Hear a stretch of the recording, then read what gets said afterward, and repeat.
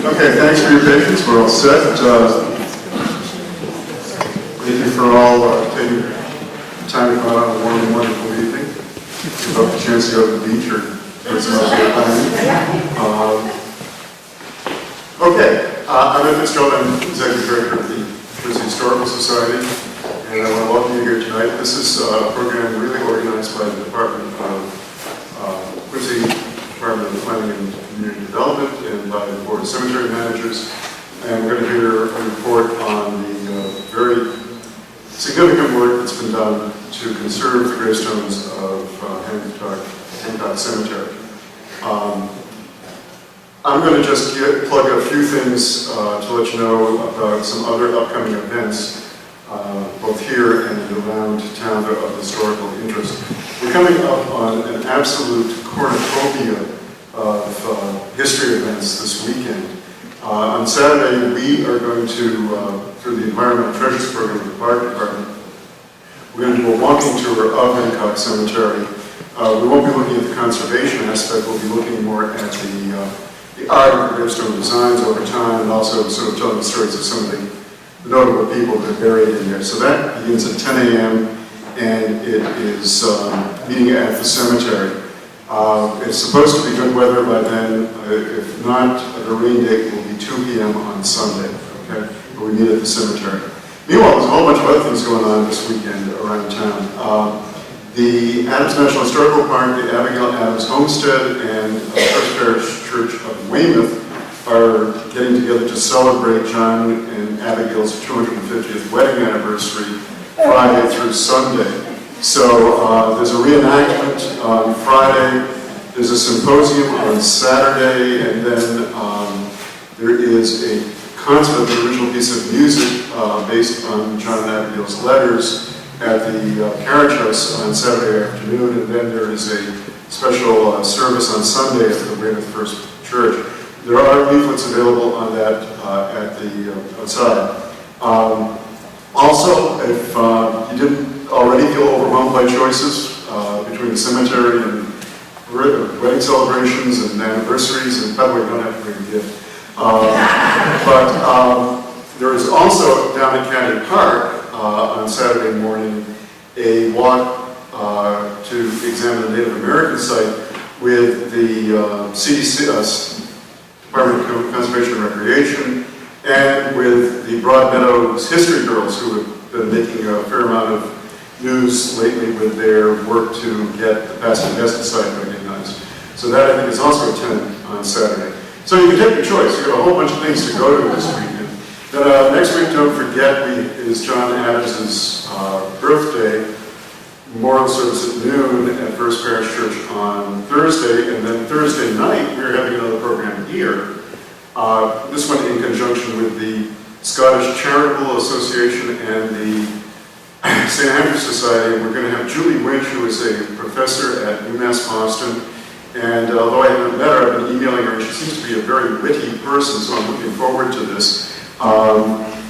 She's going to do a talk on somebody you will not have heard of, a man named Jesse Ewing Glasgow, who was he was a free African-American before the Civil War. He grew up in Philadelphia in the 1850s. He actually expatriated to Scotland and attended the University of Edinburgh. So you've got this kind of combination of perspectives in a man's life. And he also was obviously, well, I shouldn't say obviously, but he was involved with the anti-slavery cause, and he wrote actually one of the first pieces to kind of really explicate and explain John Brown's raid and the motives and what it all meant to an English audience. So that's a week from tomorrow at 7 o'clock here.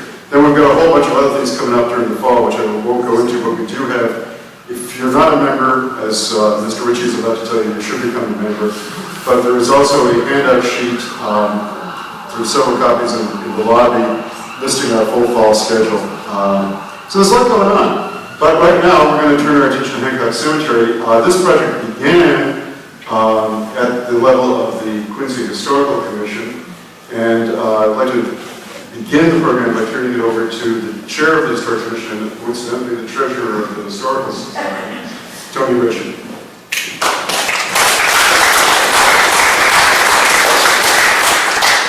Welcome on a rainy evening the same evening, but my first hat will be as treasurer. We welcome all members. If any of you who aren't members, we have membership forms by the door if you care to join, and I remind our members that if you're looking for a Christmas gift to give to someone, a friend, a younger generation person, a gift of membership to the Historical Society is opening the door to them to our programs, and it helps us keep our work going here. My second role tonight as Chairman of the Historic Commission is to introduce one of the prime I don't know what the correct word, but the prime driver behind the work that Ta Mara did. Kara Chisholm is a graduate of the University of Virginia with a degree in majoring in architectural history and American studies. She was hired by the planning department as an intern and is currently now a full-time position as assistant planner. After the work that Dennis instigated with the volunteer members of the commission, we did as much as we could, and it was with Christina Johnson and Kara that this project got realized in the Hancock, so it's my pleasure and an honor to introduce Kara Chisholm.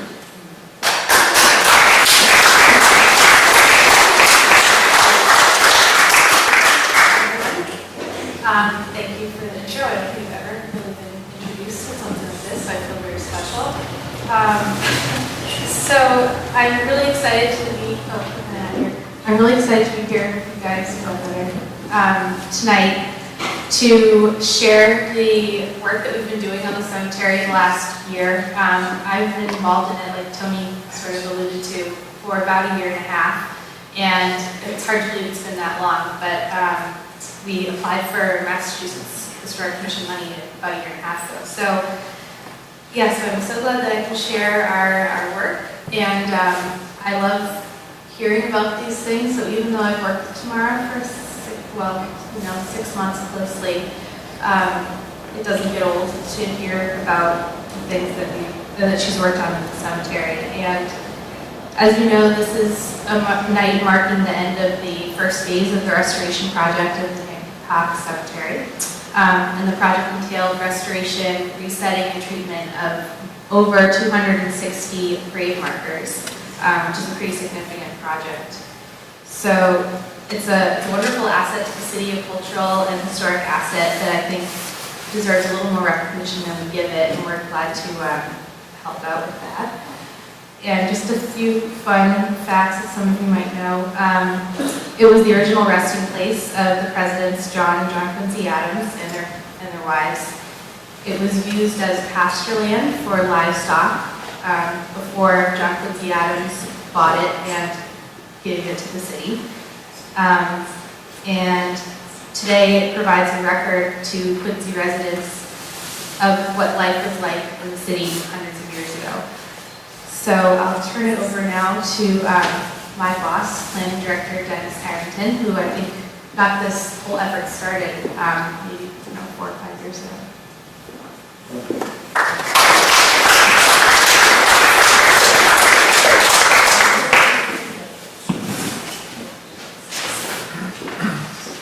I think that Dennis Harrington, Planning Director, City of Quincy, and welcome all. It's good to see a great turnout tonight, this kind of weather. I'm very happy that we were able to make it.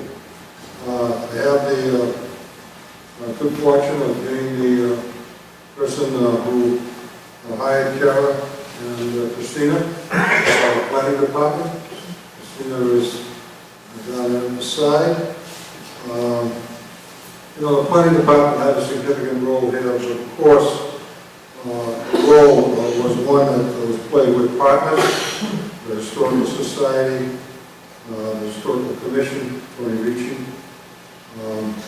and our own members, the appointed member of the Planning Board on Community Preservation, Tony, on Community Preservation,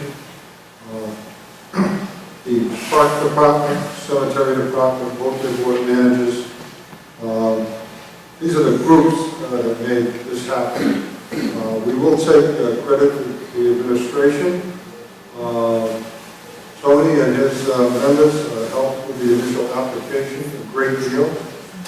They helped with the management of the RFQ to select Halverson Design. Of course, as a department, we had the ability to handle administration, to handle applications for funding. Again, with the assistance of our partners, we had I believe $120,000 or $125,000 in funding for the three-step project that went on in 2012, 2013, and is now complete in 2014. It's turned out to be a great project. It's exactly as it was designed by Halverson Design for this, the first three steps. And we're moving forward to apply to community preservation again, Mass Cultural, Mass Historic, for an additional $200,000 to move on to the next phase, which will be the restoration of the historic fence along Hancock Street and the restoration of tombs as necessary. We don't know what funding we will get, but it'll be a multi-year task, and we do expect to file with community preservation and Mass Cultural before the November deadlines, and again with Mass Historic. All of that administration work and management, although we will have the assistance of Tony Ricci, will be produced by the planning department, and I will get to look at it, so Kara and Christina will get to do it. Thank you very much.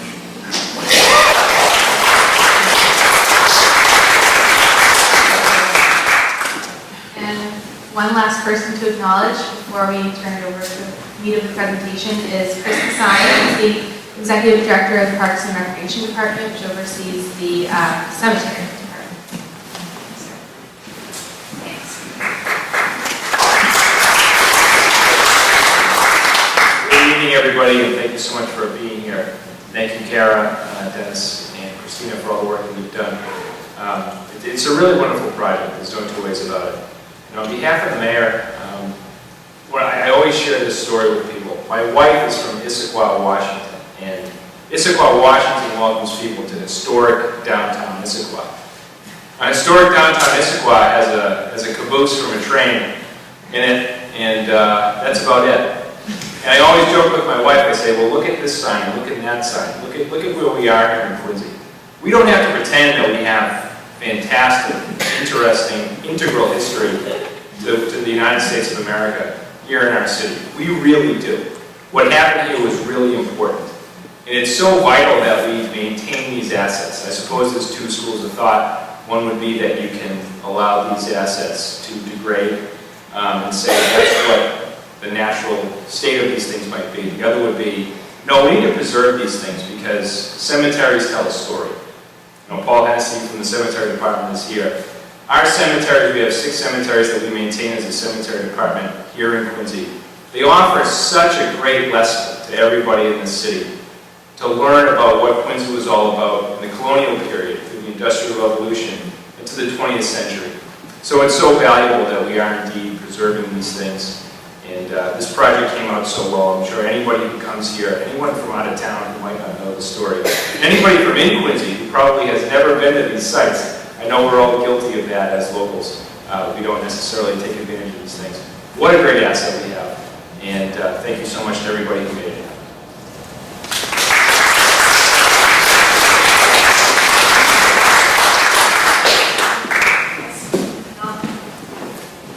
Thank you. So now we have Ta Mara Conde, who did all the work in the cemetery. She's the owner of Historic Gravestone Services, which was the conservator on this project. And like I said, worked on over 260 stones, plus a bunch of unforeseen fragments that we discovered along the way. So please welcome Ta Mara.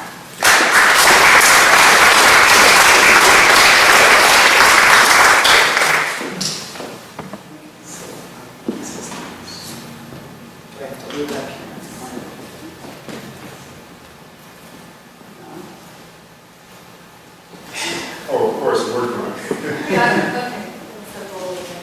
Oh, so, okay. I'll probably speak loud enough. Can you hear me? No.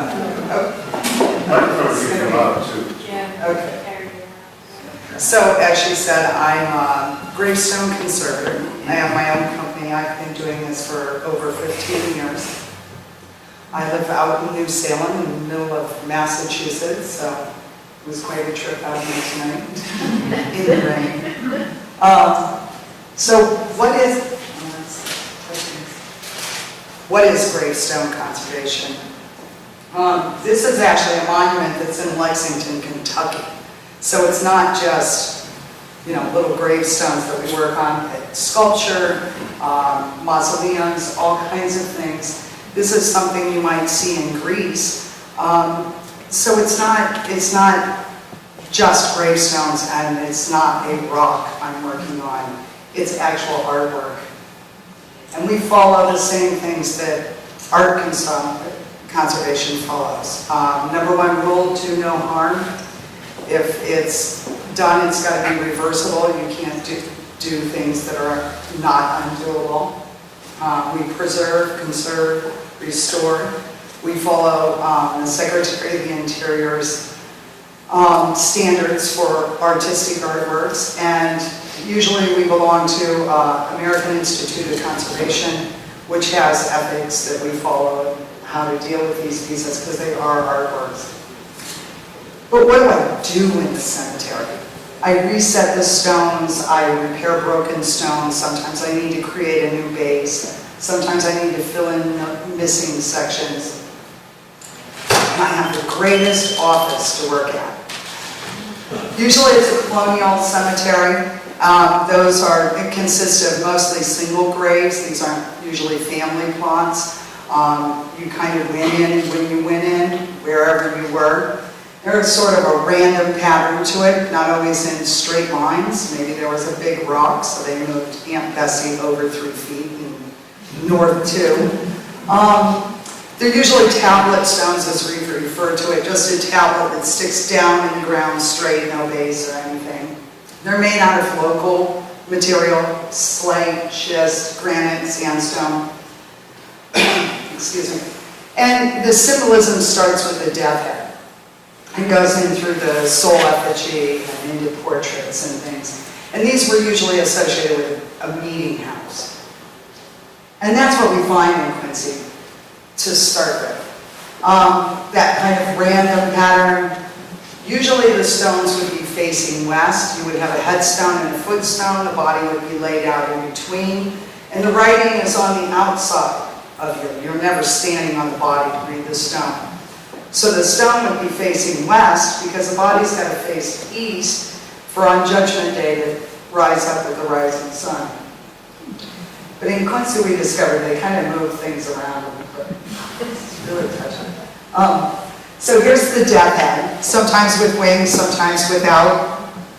The bottom stone here is for Reverend William Thomas. This is the oldest actual stone. It's not the first burial, but it's the oldest stone in the cemetery. And I don't know if you can read in the bottom, he was a minister, he was the first minister here, and he was famous in both Englands, little ends. So, Old England and New England. And the death heads, this goes back to Renaissance art. We have the skull that represents Adam. It's just about mortality, that we are flesh and blood, that we will eventually change from that. If you can read, they warn you with the words that passerby cast an eye, as you are now, so once was I, as I am now, so you shall be. Prepare for death and follow. And then we move into soul effigies. And these guys, I know some of them look like girls, but these guys here, their beautiful hairdos and their wings. So this is to represent the person there. Sometimes, with little funny things. He had a big nose, or he really tried to portray the person.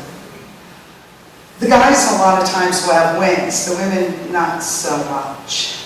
Women, of course, inherently evil, as the Bible tells us. So she gets a little portrait picture, sometimes a doorway into the eternal life. She's holding her hourglass and a ring, I guess, representing eternity. And then the missing wife. And they have the cherub, the little cherub heads over, not really representing the man and his wife. But I find it interesting, Joseph is here, but his wife isn't. Her name is Waiting. She didn't wait long, did she? She probably left town. If you were a widow, she lost her son too. You married the next guy available, and if he lived in another town, that's where you went. Attitudes towards death changed. They started moving into the willow and urn. This is death and life portrayed at the same time. They're still keeping with that slate and the dark stone. They start changing their attitudes. And as early as 1711, Christopher Wren, an architect, had started saying, maybe we should move these. They're sort of depressing. Maybe we should move them to the outskirts of town, kind of liven them up, maybe put a wall around them, put some trees and plantings. And this is where we end up with cemeteries like Mount Allston, where it's on the hill, it's got beautiful pathways, but it takes a little while. First, the Victorians start moving in. They don't like the death heads, they don't like the randomness, they start straightening rows, they start bringing in marble. We have industry, starting stone industry, transportation, we have railway, we have the Erie Canal, we have various waterways, we can move these marbles around. These are now imported stones that brought in. And most of these, unlike the first ones we saw that were hand carved, a lot of these are sandblasted, even as early as 1830. And they changed their whole attitude. People are gone, they're not forgotten, gone home, asleep in Jesus, Start changing their attitudes towards death. Flowers, the bud cut too soon. So how do I preserve graves? And let me just start by saying, this is good. Resetting a tablet, I dig out around it. That's my handy little fancy expensive equipment there I built myself. That gives me handles to get those big stones up out of the ground. Simple tools. We take it out, we clean it, treat it for biological. We work on removing the rocks and rubble from the hole. We fill it with sand and pea gravel and some loam, prepare the site and reset the stone level. On a tablet with a base, sort of a similar type thing. Sometimes they're broken off at ground level, requires a new concrete base to be made. The concrete's not up against it. In the 30s, they did what they called puddling, and they would go out and dig a hole and pour wet concrete in and stick the stone right in the wet concrete, brace it and wait for it. The concrete's too hard, and the stones expand and shrink, and they end up snapping right at that concrete, and then require a new base so they can stand up.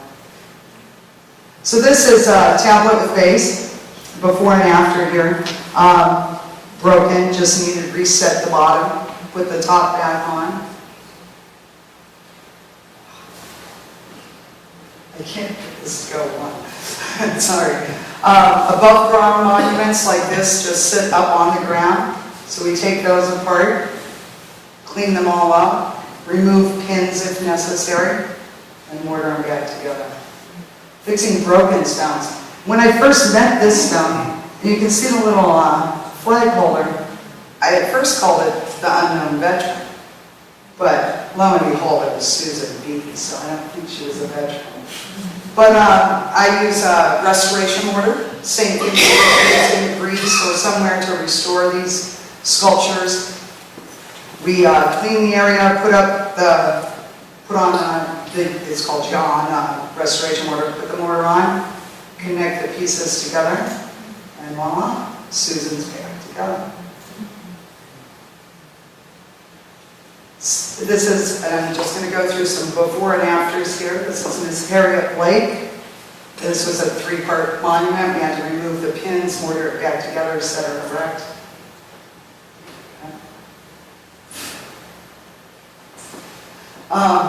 Another one that we put back together with, and this yawn material is made with actual stone. So on the marble, it's marble. On the slate, it's slate. On the granite, it's granite. And it works and acts just like the stone. Elizabeth Underwood, she ended up, you see her base was sunken. Her children. Some of it, it's just about cleaning them up because you can't read them. There's some cracks on the top that we had to fill to keep the water from going down between the layers. Totally illegible. And we really tried. Sometimes we can get the inscription off of these with a little mud when we have them apart and we can work with them. We didn't get the word in there. But we do know it was made. Another one, put back together again with the restoration mortar, set straight. Hopefully to set straight for a while. Fractured pieces put back together. This ended up in one of those concrete bases. This was an interesting one. Right as you go in, right by the big granite monument, just behind it was this stone kind of buried in the dirt. And it's marked 1844. Well, when we got it out, it ended up being about 2.5 inches thick. And it's for Mr. Hezekiah, who died in 1842. So, why 1844 on the back? We're not really sure, but there's the mystery to figure that one out. Another one that was marked as illegible, we found out was for liberty. Sometimes it's just straightening them up, washing them. Joshua here was broken right at the base, right at the ground. We made a base, putting that together. Sometimes that concrete, I told you, they'd puddle and they'd stick it right in. We were lucky here it didn't break the stone. This stone looks much bigger on the screen than it actually is. It's only about, I think it was 14 inches long, and had probably 3 bags of concrete attached to it. But we were able to remove everything, keeping the stone intact, put it back in the ground. It had risen up out of the ground, you can see sticking out. This is an early stone by the Lamston family, and it's just, they were incredible carvers, and this is children after children worked over decades of making these stones. Most of this, a good number of the stones in the cemetery are made by the Lamston family. Another one that just, those layers of the slate had separated, we put it back together out of the base, just stand straight for a while. These are replacement stones that we're thinking came in around the 1930s or something, which is, it's lovely that they came in and put these replacement stones. What was kind of sad is they don't always transfer all the information. This was missing the bottom section of the stone, which really posed a new problem for me. So we ended up with a castable restoration mortar that we were able to put in, fill that space, put it in a concrete base. It's a very large stone with a very unusual shape. We're not sure who carved this, but all the markings and everything are very interesting. More pieces. Some, as we were digging them up, we'd find the piece that was missing. We were able to put it back on and connect it all together. Raising them up. Sometimes when they get leaning very badly, this can cause them to break. So just raising this back up and putting it on save its life. And Henry Neal, he's kind of an interesting guy. He was popped up a little bit, another Lamston stone. But he was a father of 21 children. Says right on the stone. Must have been proud.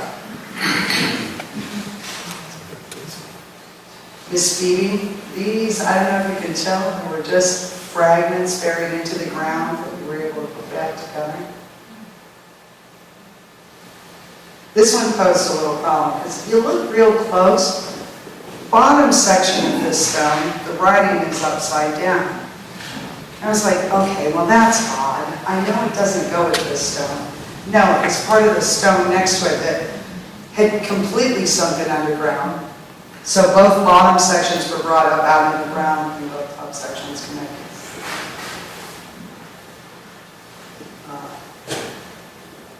This one, this poor girl, Elvira, and you can see the other stone pushed up behind her. She's broken off, stuck in the ground. Dug down to find the broken piece, ended up having to move the stone next to it because it was overhanging on the base to even get the bottom section out of the ground. But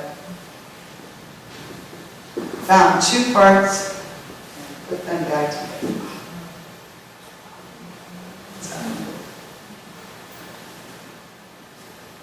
Another assembly with this was broken right at the ground. I found the base and was able to assemble it. And here's where I'm saying these replacement stones, it's just a little sad. That's her original stone. And if you look real close, on the replacement, it just gives us 2 dates. If you look she was born in Quincy, Mass. On September and died in Lawrence, Mass. In March. And that information got lost in the transfer to the new stone. Now just end with this one. Oops, maybe I won't. Doesn't want to stay there. I didn't get to work on this stone, but this was like the most interesting story in that cemetery, I find. These places are museums to the average person. Yes, there were 2 presidents buried there, but way on the other side of the cemetery, it's a big stone that faces the railroad tracks. It's almost forgotten, this story, but here it's like common ground. You have poor and presidents. But Miss Hannah, age 15, and her husband, age 22, had come here from Zanesville, Ohio, to work in a shoe factory, which I guess Quincy was pretty famous for. And but women couldn't work in the factory, so she had dressed up and was playing her husband's cousin. She was acting like a boy. And they found out one day, because as the story goes, they had suspicions. And they tossed her an apple, and she caught it like a girl, with her skirt instead of her hands. So they knew right away. She lost her job, her husband lost her job. They never returned to their boarding house. They were found in the spring, apparently died November 12th, frozen in the livers and ribs. But her parents, still back in Zanesville, were very sad about this. And if you look, the last line says they were deluded by the writings of A.J. Davis. Now, that went through me for a little while. But I'm researching it, I found out, now I thought A.J. Davis might have been the one who lured them here to Quincy, but apparently they had fallen in with spiritualism. And A.J. Davis had written many books about spiritualism, and her father blamed that for their death. Not anything to do with the shoe factory, not anything to do with freezing in the snow, but spiritualism caused it. But I just find this stone so interesting. And when you think about, even today, we pay per letter, per size of letter on a stone. That's quite a lot for a family to have made and placed in a stake far away from them. And to name this person at the bottom of the stone. So, I'd just like to say thank you for giving me the opportunity to work here. It was wonderful. It's a beautiful cemetery and a great asset to the city. These park spaces, which they really have become, historic parks, they just give you a quiet spot to be. There's wildlife in there. It's just on the spring, summer, fall, the colors. It's a glorious place. Go enjoy it. Thanks.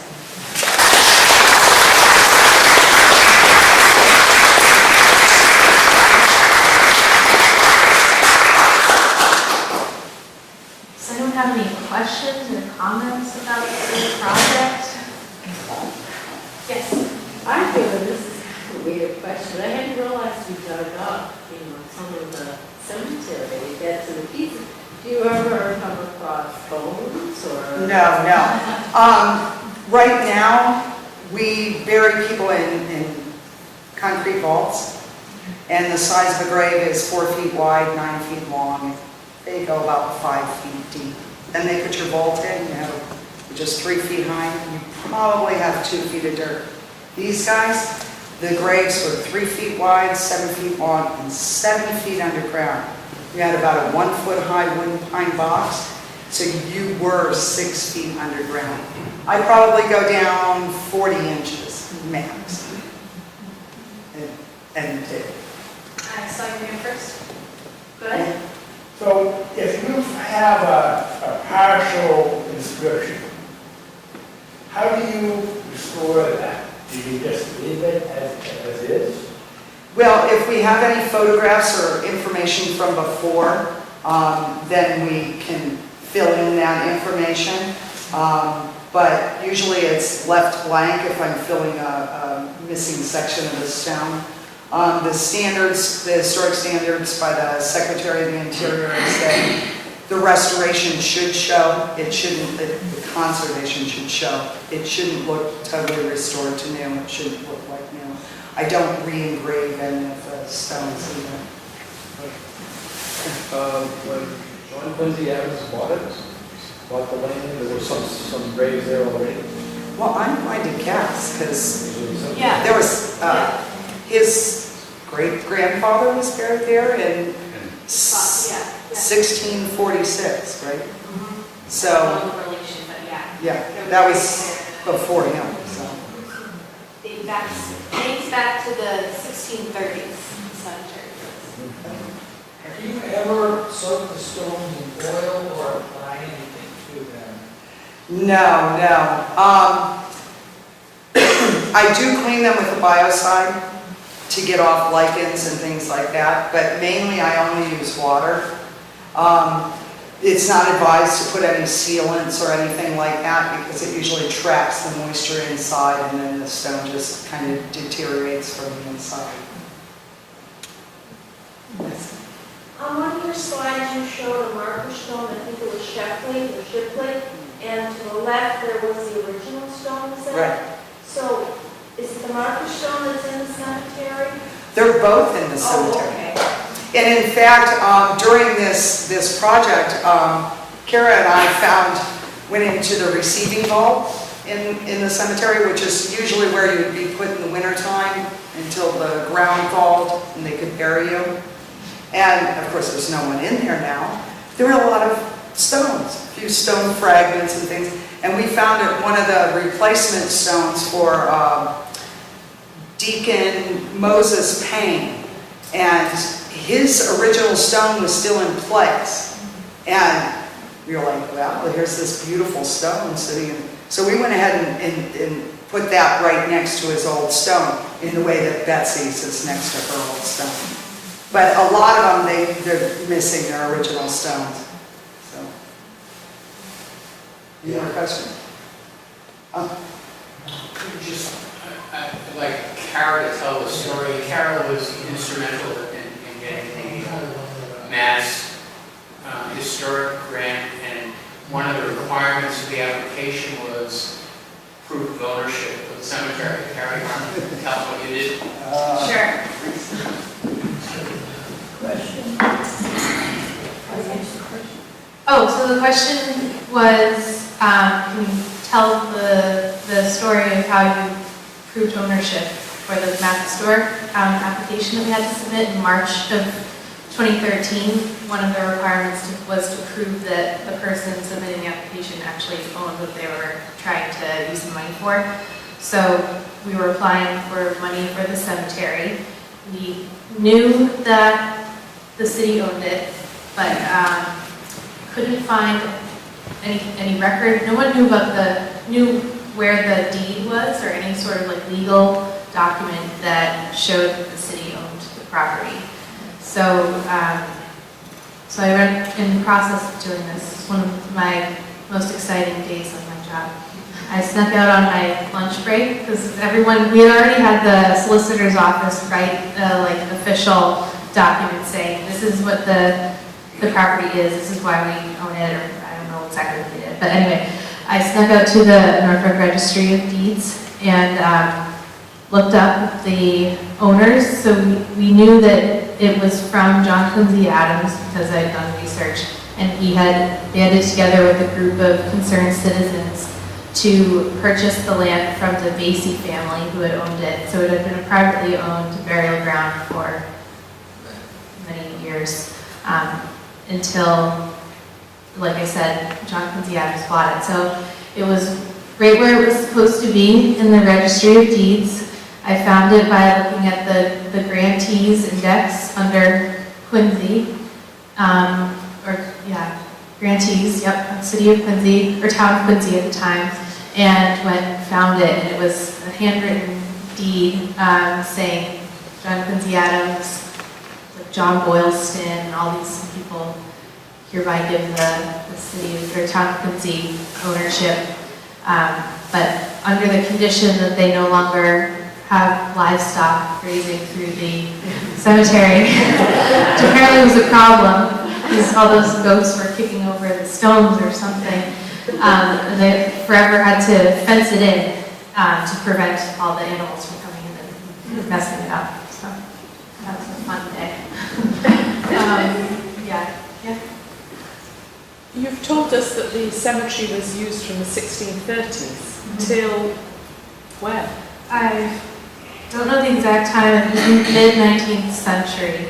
And then it was soon after the construction of Mount Wollaston that became the main cemetery, I believe. And so what is the most recent grave in there, shall we say? I'm not sure. I do know that the only people that can be buried there now are the ministers of the Church of the Presidents, officially the only people that can actively be buried. Sheldon, can you comment on that?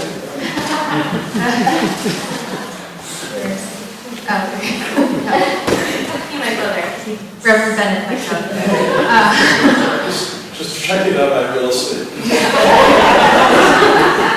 No, I don't know what the most recent one is. Sorry. I'm gonna say probably 1870s or something. Okay. 1870s. Thank you. Yeah. So what is left to do? What else do you, there's something wrong with this fence now? Or that's the next part you want to do? Yeah, so the front fence was donated, put there in 1844, and if you look at the archways that are over both of the entrances, they're pieces that have fallen off over the years. It's an oak leaf and acorn pattern that goes around the gate.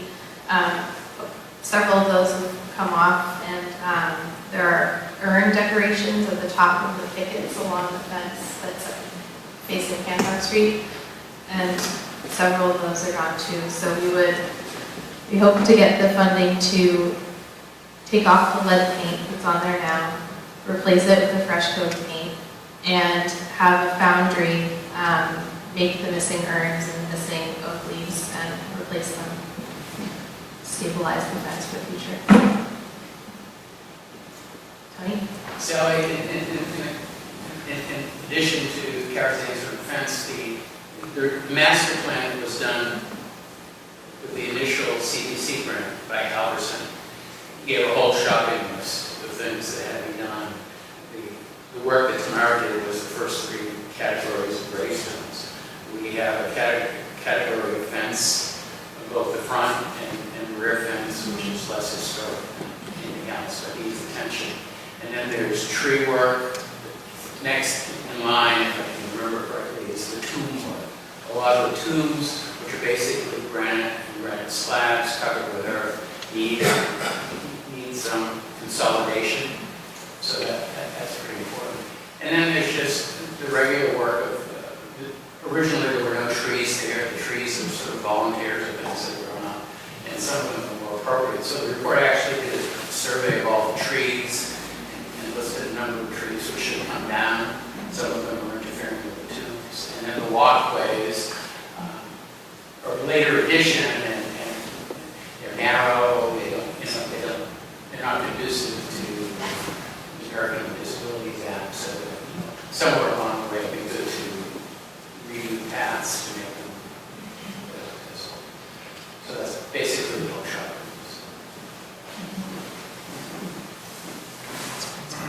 Any other questions? Okay. All right, so I guess that's it. Thank you, everyone, for coming out.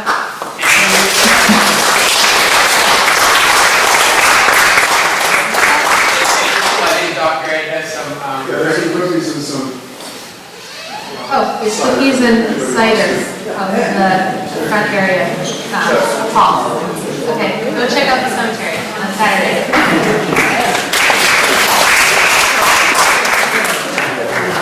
Yeah, there is. I think there is.